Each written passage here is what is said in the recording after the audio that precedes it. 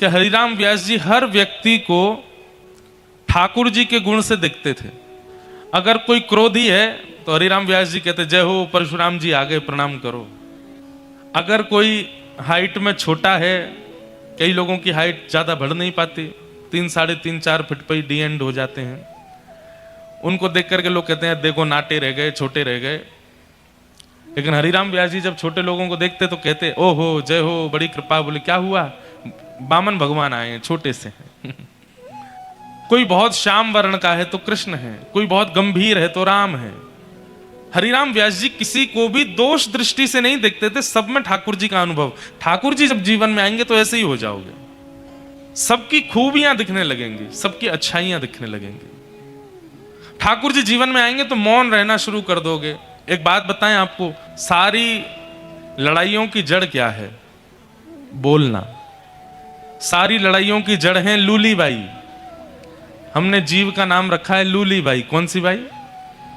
हाँ, इनके अंदर एक भी हड्डी नहीं है, लूली बाई है, पर पूरी हड्डियां तोड़वाने की सामर्थ्य रखती हैं। आपकी सारी हड्डियां ये तोड़वा सकती हैं, आपके पूरे जीवन को नरक बना सकती है ये लूली बाई। चाहे आप कितनी भी कैल्शियम की गोलियां खा लो, सब जगह की हड्डियां मजबूत हो जाती हैं, पर ये लूली ही रहती हैं। परंतु इनके कारण आपका जीवन बिगड़ जाता है, बन जाता है, श्रेष्ठ हो जाता है, सब कुछ होता है। नरकगामी भी यही करवा देंगी और भगवत प्राप्ति भी यही करवाएंगी। इसलिए ये बहुत खतरनाक है। जब इनसे कुछ कहने की इच्छा कम हो जाए, मौन रहने का मन होने लगे। और मौन व्यक्ति दो स्थिति में होता है, या तो अत्यंत दुखी व्यक्ति मौन होता है, या फिर अत्यंत विवेकी व्यक्ति मौन होता है। जिसका ज्ञान पच जाता है ना, जैसे ज्ञान की भी अपच होती है कई लोगों को। ज्ञान की अपच कैसी होती है? ज्ञान लेने के बाद सबको सुनाने का मन हो जाए। ओ सुनो, तुम बैठो, हम तुमको एक बात बताते हैं, तुम इधर आओ, तुमको एक बात, तुम क्या जानो, हमसे पूछो। ये ज्ञान की अपच है। और ज्ञान का पाचन जिनका हो जाता है वो कैसे हो जाते हैं? नहीं नहीं, आप जो कह रहे हैं वही ठीक है, वही बढ़िया है। और फिर जब पूरी सभा हो जाती है तब 2-4 गुणी लोगों को बुला, भैया देखो इन्होंने जो कहा सब ठीक है, आप इनकी बात तो माननी है, परंतु मूल बात ये है। ये ज्ञानी, ये विवेकी व्यक्ति का लक्षण है। ज्ञान जब पच जाता है तब व्यक्ति विवेकी बनता है। तो ठाकुर जी जीवन में आएंगे तो क्या होगा? सबसे पहला, संग्रह का मन नहीं होगा, लुटाने का मन होगा। ठाकुर जी जीवन में आएंगे तो क्या होगा? दोष दिखने बंद होंगे, गुण दिखने प्रारंभ होंगे। ठाकुर जी जीवन में आएंगे तो क्या होगा? ठाकुर जी जीवन में आएंगे तो क्या होगा? मौन रहना प्रारंभ कर दोगे। और एक अंतिम बात बता दूं, ठाकुर जी जीवन में आएंगे तो क्या होगा? नेत्र अत्याधिक सजल ही रहेंगे, नेत्र सूखे नहीं रहेंगे। उनसे जल की वृष्टि, छोटे मतलब किसी व्यक्ति की सामान्य प्रेम बात भी अगर आपने सुन ली, छोटे छोटे बालक ने आकर के ये भी कह दिया मैं तो रात में मां को याद कर रहा था, आप उतना सुन के रो जाओगे। भावुकता चित्त में बहुत ज्यादा आ जाएगी। किसी की सहज वार्ता, किसी के सहज व्यवहार, सहज भाव को सुन करके आपको रुदन हो जाएगा। समझ जाओ ठाकुर जी जीवन में आ गए। आप कहेंगे महाराज जी ये सब कहां लिखा है? स्वयं ठाकुर जी बता रहे हैं। वाक गदगदा, जिसकी वाणी मेरे गुणानुवाद गाते गाते गदगद हो जाती हो। द्रवते यस्य चित्तम, जिसका हृदय बहुत द्रवित रहता हो, और इतना द्रवित होता हो कि किसी अन्य की सीधेपन, भोलेपन या सहज वार्ता पर उसके नेत्रों से अश्रुपात होने लग जाता हो। सामान्य सी बात पर हंसी आ जाती हो, मतलब कोई बहुत बड़ा जोक मारने की जरूरत नहीं है, सामान्य सी बात कह दो वो हंस जाते हैं, मुस्कुरा जाते हैं। मेरा कीर्तन सुनते ही विलज्ज होके, निर्लज्ज होके कीर्तन में नृत्य करने लग जाते हैं। मदभक्ति युक्तो, वो मेरे भक्ति से युक्त है। मदभक्ति युक्तो भुवनम पुनातो। इसलिए ठाकुर जी जीवन में आएंगे तो ये सारे लक्षण आने लगेंगे। उनमें सबसे पहला है संग्रह वृत्ति नष्ट होना। 2 प्रकार के लोभ होते हैं, लोभ। और आपको पता है पाप के बाप का नाम क्या है? लोभ। पाप के पिताजी का नाम है लोभ। एक बार एक बालक काशी से पढ़ करके आया, खूब विद्वान बन के आया, अपने पिताजी के पास आकर के बोला पिताजी मैं सब कुछ पढ़ के आया हूं, आप जहां से चाहो पूछ लो। तो पिता ने यही पूछा बताओ पाप के बाप का नाम क्या है? नहीं बता पाया। बोले ये तो नहीं पढ़ाया गुरुजी ने। बोले ढूंढ के आओ कौन है पाप के बाप। बालक ने कल पढ़ा ढूंढने के लिए, तभी 2-3 दिन निकल गए, कहीं से उत्तर नहीं मिला, पाप का बाप कौन। तभी एक घर के बाहर गौ माता खड़ी थी, तुलसी का पौधा लगा था। बालक ने सोचा किसी वैष्णव का घर है, 2-3 दिन हो गए, कुछ खाया पिया नहीं, यहाँ पे कुछ पा लेता हूं। उस घर में जैसे ही प्रवेश किया, वो किसी वैष्णव का घर नहीं था, एक वैश्या का घर था। तो वैश्या ने जैसे ही बालक को देखा, ब्राह्मण बालक, त्रिपुंड लगाए, शिखा रखी है, धोती पहन करके, हाथों में वेद लगे हैं, तुरंत वैश्या आई जल का पात्र लेकर के, महाराज जलपान कीजिए। तो ब्राह्मण ने तुरंत जल लिया, पान किया, पान करके बोली, ये घर मुझे लगता है किसी वैष्णव का है, गोबर का चौका लगा है, बाहर गैया है, तुलसी का पौधा है, आप निश्चित ही कोई वैष्णव हैं। वैश्या बोली, वैष्णव का तो नहीं पता मैं हूं कि नहीं, पर मैं एक नगर वैश्या हूं। जैसे ही कहा नगर वैश्या, ब्राह्मण बालक तो तुरंत बाहर गया, वमन करने लगा, अपने पेट में हाथ लगाने लगा, पानी निकालने लगा बाहर। वैश्या बोली, क्या कर रहे हैं आप? बोले, पाप का बाप ढूंढने निकला था, वो तो मिला नहीं, तुम्हारे घर पर आके जल पी लिया, पाप और कर दिया मैंने। अरे तुम्हारे घर का पिएंगे हम, तुम्हारे हाथ का खाएंगे हम। जैसे ही सुना कि पाप के बाप को खोजने निकले थे, वैश्या ने मन में सोचा, ज्यादा दूर नहीं जाने दूंगी, यहीं मिलाती हूं। अब भगवान जल पी ही लिया है आपने, पाप तो हो ही गया आपसे, अब तो आपको जाना पड़ेगा, नदी स्नान करनी पड़ेगी, जनेऊ बदलनी पड़ेगी, पंचगव्य पान करना पड़ेगा, तभी आप शुद्ध हो गए। ब्राह्मण बोले, और नहीं तो ये सब करना पड़ेगा तभी शुद्ध होऊंगा मैं। तो जब पाप हो ही गया तो थोड़ा और कर लीजिए। बोले, मतलब? बोले, पानी पिया है, प्रसाद भी पा लीजिए मेरे घर का, एक साथ कर लीजिएगा प्रायश्चित उसका। आजकल का व्यक्ति होता तो कर भी लेता, वो आजकल के लोग ऐसे ही विचार करते हैं, हमको करना तो है ही, गंगा जी नहाना तो है, ये पाप और कर चलो। हरिद्वार तो जा ही रहे हैं, तो क्यों ना किसी के संग छल और कर लो, कल तो डुबकी लगानी ही है। इतनी विचारधारा वाले लोग भी होते हैं संसार में। ब्राह्मण बालक तो लाल वर्ण का हो गया उसका चेहरा, तुम कह कैसे सकती हो मुझसे, मैं तुम्हारे घर का भोजन करूंगा। वैश्या बोली, कितने दिन हो गए आपको घर से निकले? बोले, 3 दिन हो गए। कुछ पाया? बोले, नहीं पाया। अब पाप का बाप पता नहीं कल मिले, परसों मिले, कब मिलेगा, कब तक भूखे रहोगे आप, कुछ पा लीजिए। मैं कहीं और पालूंगा, तेरे घर का नहीं पाऊंगा। इतने दिन से आप अकेले घूम रहे हैं, आपके पास धन भी नहीं होगा। मेरे घर अगर आप प्रसाद पाएंगे तो मैं दक्षिणा में 5 सोने की मोहर आपको प्रदान करूंगी, और फिर बाद में प्रायश्चित तो आप कर ही लोगे, कम से कम 4-5 दिन के लिए कुछ हो तो जाएगा आप पे व्यवस्था। 5 सोने की मोहर। बालक ने कहा, 5 सोने की मोहर, ठीक है, मैं पा तो लूंगा, लेकिन मैं अपने हाथ से बनाऊंगा, तुम्हारे हाथ से बना हुआ नहीं पाऊंगा। हाँ ठीक है, मैं सीधा सामान दे देती हूं, आप बना लेना। आटा दाल चावल सब रख दिया, गोबर का चौका लगा दिया, बोले आप बना लीजिए। बालक, ब्राह्मण बालक जैसे ही बैठा बनाने के लिए, वैश्या आई आकर के बोली, मुझे बहुत कष्ट हो रहा है, मैं देख नहीं पा रही हूं, आप मेरे सामने बैठ के अपने हाथ से बना रहे हैं। मैं 5 की जगह 10 सोने की मोहर दक्षिणा में दे दूंगी, मुझे बनाने दीजिए ना, ये अवसर मुझे कब मिलेगा? ठीक है तुम बना लो, लेकिन गंगा जल में बनाना। प्रसाद बनाया, बना करके थाली में परोस दिया। ब्राह्मण जैसे ही पाने के लिए बैठे, वैश्या ने कहा, आपकी आज्ञा हो तो एक कवल में अपने हाथ से तोड़ के खिलाऊं आपको, अपने हाथ से। अब मुझ पर तो भूले भटके ही कृपा होगी आपकी, जानबूझ के तो आप मेरे घर आओगे नहीं, अब आ ही गए हो तो इतना भी मुझे सौभाग्य दे दो, एक ब्राह्मण को मैं अपने हाथ से खिलाऊं। ब्राह्मण बालक बोला, तुम कैसे सोच सकती हो, तुम्हारे हाथ से कैसे पाऊंगा मैं? अब मेरे घर का पानी नहीं पी सकते, भोजन नहीं कर सकते, मेरे हाथ का बना नहीं खा सकते, ये सब तो हो ही गया, तो मेरे हाथ से भी खा लो। ब्राह्मण बोले, बिल्कुल नहीं, 15 सोने की मोहर दूंगी दक्षिणा में, मेरे हाथ से पालो। ठीक है, एक कवल खिलाना, फिर बाद में मैं अपने आप खाऊंगा। बोला हाँ ठीक है। एक कवल जैसे उठा के दिया, वैश्या ने कवल मुख में दे करके और एक हाथ घुमा करके दिया गाल पर, ताम्र वर्ण हो गया। क्या करती हो? बोले पाप के बाप से मिलवा रही हूं आपको। पाप का बाप कैसे?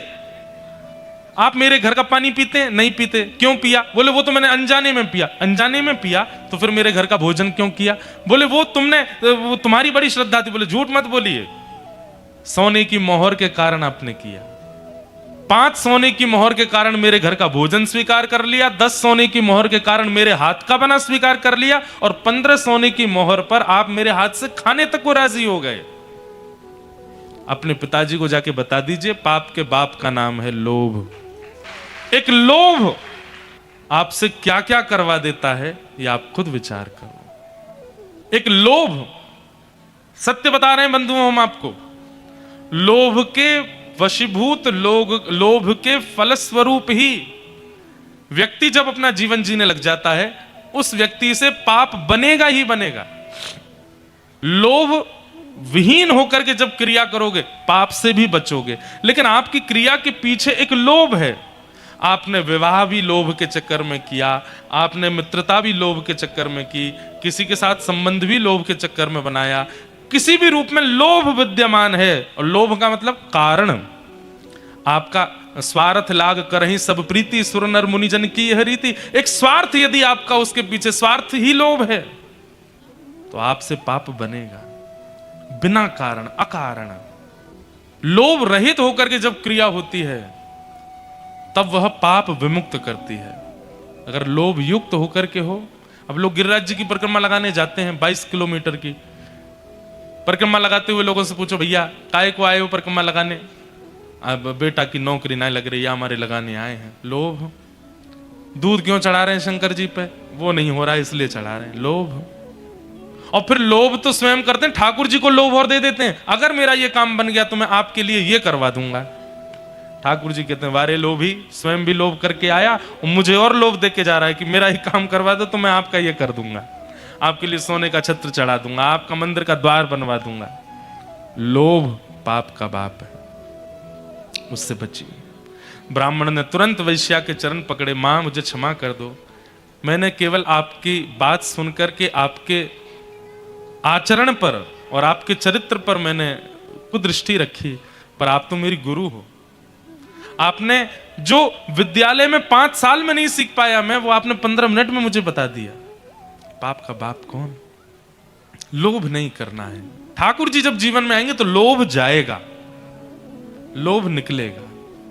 नंद बाबा का लोभ जा चुका है, अटारी पे खड़े है करके लुटा रहे हैं महाराज, भर भर के लुटा रहे हैं नंद बाबा। हाथी दीने, घोड़ा दीने, और दीनी पालकी, बालकन को लाडू पेड़ा, बूढ़ेन को लापसी, कड़े दीने, छड़े दीने, दीनी मुक्ता मालकी, सबको प्रदान कर रहे हैं। 6 दिन के ठाकुर जी भय, तभी पूतना नाम की राक्षसी आई, और पूतना रूप बदल करके आई। जैसी है वैसी नहीं आई है, अपने रूप को परिवर्तित करके आई है।